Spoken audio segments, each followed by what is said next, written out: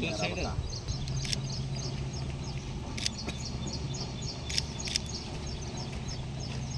ಏನು ಗೊತ್ತಾಯ್ತು?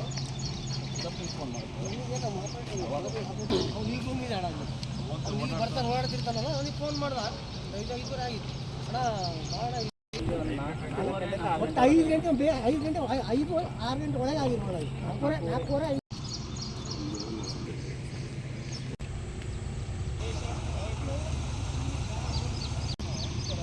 ಫೆಬ್ರವರಿ 23ನೇ ತಾರೀಕು ಊರುಗಳಲ್ಲಿ ಒಂದು ಘಟನೆ ನಡೆದಿತ್ತು. ಮುಸಲ್ಮಾನ ಯುವಕರು 7 ಜನ ಸಂಕೇತನೆಲ್ಲ ಕೊಲೆ ಮಾಡಿದ್ರು. ಅವರು ಯುವಕರು ಅಂತ ನಾವು ಅನ್ಕೊಂಡಿದ್ವಿ, ಅದರ ಅಪ್ರಾಪ್ತರು ಅಂತ ಆಮೇಲೆ ಹೇಳಿದ್ರು. ಅದು ನಡೀತಾ ಇದೆ. ಅಪ್ರಾಪ್ತರು ಯುವಕರು ಅದೆಲ್ಲ ತನಿಖೆಯಿಂದ ಹೊರಗಡೆ ಬರಬೇಕು. ಅದು ಇನ್ನೊಂದು ವಿಚಿತ್ರವಾದಂಥ ಸನ್ನಿವೇಶ ಇದು. ಇಡೀ ನಾನು ನನ್ನ ಜೀವನದೊಳಗಡೆ ಇದನ್ನು ನೋಡಿರಲಿಲ್ಲ, ಈ ಥರ ಸಂಗತಿಗಳನ್ನು. ಮರ್ಡರ್ ಆಗತ್ತೆ, ಮರ್ಡರ್ ಆದ್ಮೇಲೆ ಮುಗಿತ್ತು ಅಂತ ಅನ್ಕೊಳ್ತಿದ್ವಿ ನಾವು. ಆದರೆ ಸಮಾಧಿನೂ ಒಡೆದು ಹಾಕುವಂಥ ಒಂದು ಮಾನಸಿಕತೆ ಈ ಮುಸಲ್ಮಾನ್ ಸಮಾಜದಲ್ಲಿ ಇದೆ ಅಂತ ಆದರೆ, ಅಥವಾ ಕಿಡಿಗೇಡಿಗಳಲ್ಲಿ ಇದೆ ಅಂತ ಆದರೆ, ಹಾಗಾದ್ರೆ ಎಲ್ಲಿಗೆ ಹೋಗ್ತಾ ಇದೀವಿ ನಾವು ಯೋಚನೆ ಮಾಡೋದು ಬಹಳ ಅಗತ್ಯ ಇದೆ ಅಂತ ಅನಿಸ್ಲಿಕ್ಕೆ ಪ್ರಾರಂಭ ಆಗಿದೆ ನನಗೆ. ಪೊಲೀಸ್ ಇಲಾಖೆ ಏನ್ ಮಾಡ್ತು, ಆ 7 ಜನನ ಬಂಧನ ಮಾಡ್ತು. 7 ಜನ ಬಂಧನ ಮಾಡಿದ ಮೇಲೆ ಅದು ಪ್ರೋಸೆಸ್ ನಡೀತಾ ಇದೆ. ಅದಾದ್ಮೇಲೆ ಪೊಲೀಸ್ ಇಲಾಖೆ ಆ 7 ಜನ ಮಾತ್ರ ಅನ್ಕೊಂಡ್ಬಿಟ್ಟಿದ್ರು. ಈಗ ಗೊತ್ತಾಗ್ತಿದೆ ಯಾರ್ಯಾರಿದ್ದಾರೆ ಇಲ್ಲಿ ಅಂತ.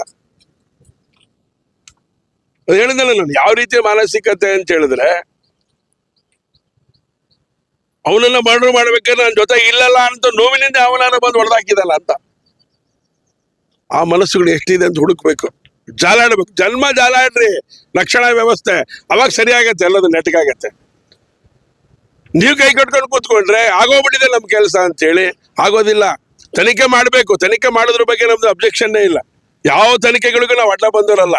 ಅದಕ್ಕೆ ಹೇಳಿದೆ ಅವತ್ತು, ಈಗ ನಾವು ಯೋಚನೆ ಮಾಡ್ಬೇಕಾದ್ರೆ ಸಂಗತಿ, ಮನಸ್ಸುಗಳು ಹುಡುಕಕ್ಕೆ ಸಂಗತಿ ರಕ್ಷಣಾ ಇಲಾಖೆ ಮಾಡಬೇಕು. ಅವಶ್ಯಕತೆ ಬಿದ್ದರೆ ಈ ಹಿಂದೆ ನಡೀತಲ್ಲ ನೋಡಿ, ಬಾಂಬ್ ತಯಾರು ಮಾಡಿ ಟೆಸ್ಟ್ ಮಾಡಿದ್ ಯಾರು ಅಂತೇಳಿ ಈಗಾಗಲೇ ಹೇಳ್ಕೊಂಡಿದ್ದಾರೆ.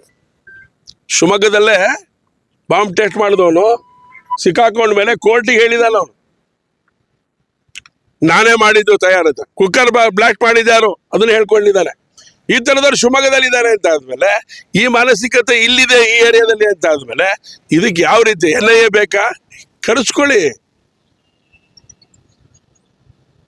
ಇನ್ನು ಎಲ್ಲ ಬಿಲ್ಗಳಲ್ಲಿರುವಂತ ಎಲ್ಲದೂ ಕೂಡ ಹೊರಗಡೆ ಬರ್ತವೆ. ಅರ್ಶನ್, ನಾ ಅವತ್ತು ಹೇಳಿದ್ದೇನೆ, ಇವತ್ತು ಹೇಳ್ತೇನೆ, ಅರ್ಶನ್ ಕೊಲೆ ಪ್ರಕರಣ ಆದ್ಮೇಲೆ ಆ ರೀತಿ ಬಾಂಬ್ ಬ್ಲಾಸ್ಟ್ ಮಾಡಿದಂತರೆಲ್ಲ ಸಿಕ್ಕಿದ್ದು. ತುಂಗಾ ನದಿ ಒಳಗಡೆ ಬಾಂಬ್ ಬ್ಲಾಸ್ಟ್ ಚೆಕ್ ಮಾಡಿದ್ರಲ್ಲ, ಅವರೆಲ್ಲ ಸಿಕ್ಕಿದ್ದು ಅವಾಗ್ಲೇನೆ. ಈಗಲೂ ಇದಕ್ಕೆ ಅವಶ್ಯಕತೆ ಇದೆ. NIA ತನಿಖೆ ಮಾಡ್ಬಿಡಿ. ಮನೆ ಮನೆ ಮನೆ ಮನೆ ಹುಡುಕ್ರಿ. ನಾವು ಒಳ್ಳೆಯವ್ರಂತ ಅನ್ಕೊಂಡಿದ್ದೆ, ಒಳ್ಳೆಯವ್ರ ಬಗ್ಗೆ ನೀವು ಆಕ್ಷನ್ಗೆ ಹೋಗ್ಬೇಡಿ. ಇದಾರಲ್ಲ ಅಡ್ಕೊಂಡಿರೋ ಬಿಲದಲ್ಲಿ ಹೊರಗೆ ತೆಗೀರಿ. ಇದನ್ನ ರಕ್ಷಣಾ ಇಲಾಖೆಗೆ ಹೇಳ್ತಾ ಇರೋಂಥ ಸಂಗತಿ ಇದು. ಇದನ್ನ ಮಾಡಿ ನಿಮ್ಮ ಜೊತೆ ನಾನು ಇಡೀ ಹಿಂದೂ ಸಮಾಜ ನಿಮ್ಮ ಜೊತೆಗೆ ಇರುತ್ತೆ. ರಕ್ಷಣಾ ಇಲಾಖೆ ವ್ಯವಸ್ಥೆಗೆ ನಾವು ನೋಡಿ ಸುಖ ಸುಮ್ಮನೆ ನಾವು ಯಾರ ಬಗ್ಗೆನೂ ಹೇಳಲಿಕ್ಕೆ ಹೋಗಲ್ಲ ನಾವು. ಆದ್ರೆ ಇದಕ್ಕೊಂದು ಒಂದು ರಿಯಾಕ್ಷನ್ ಇದೆ ಅವ್ರದ್ದು. ಈಗ ಹೇಳ್ತಾರೆ, ನಾನು ಹೇಳ್ತೀನಲ್ಲ, ಈಗ ಅವರೆಲ್ಲ ಬಂದ್ಬಿಡ್ತಾರೆ. ನಾವು ಸಾಭ್ಯಸ್ತ್ರ ತರ ಮುಂದೆ ಬರ್ತಾರೆ. ಬಹಳ ನೋವಾಗತ್ರಿ. ಒಂದು ಸಮಾಧಿನ ಹೊಡೆದಾಕುವಂತ ಸ್ಥಿತಿ ಇಡೀ ದೇಶದೊಳಗಡೆ. ಇದು ಮೊದಲನೇ ಪ್ರಕರಣ.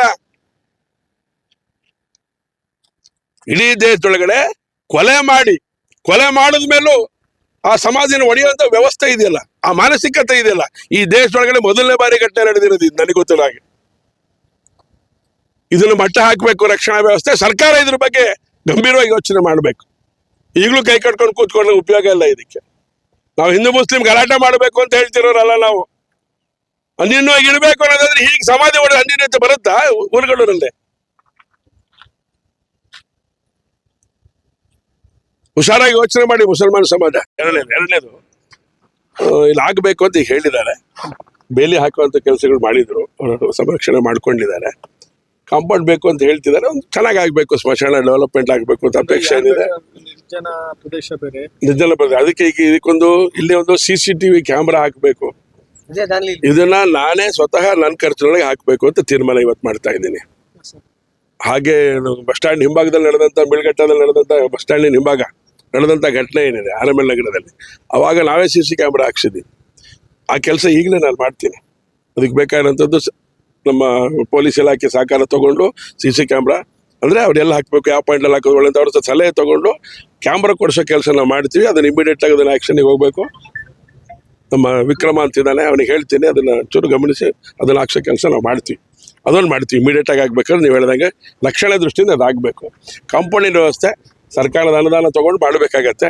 ಅಕಸ್ಮಾತ್ ಅವಶ್ಯಕತೆ ಬಿದ್ದರೆ ನಾನು ಮತ್ತು ಶಾರದಾ ಪುಲ ನಾಯಕ್ ಇಬ್ಬರು ಒಟ್ಟಿಗೆ ಕೂತ್ಕೊಂಡು ನಮ್ಮ ಅನುದಾನಗಳು ಜೋಡಿಸಿ ಯೋಚನೆ ಮಾಡಿ ಕಾರ್ಪೊರೇಷನಿನ ಸಹಕಾರ, ಸರ್ಕಾರ ಸಹಕಾರ ನಮ್ಮ ಲ್ಯಾಂಡಲ್ಲಿ ಅವಕಾಶ ಇಟ್ಕೊಂಡು ಅದನ್ನು ಡೆವಲಪ್ಮೆಂಟ್ ಮಾಡೋಕ್ಕೆ ಏನು ಬೇಕು ಇದನ್ನು ನಾವು ಮಾಡ್ತೀವಿ.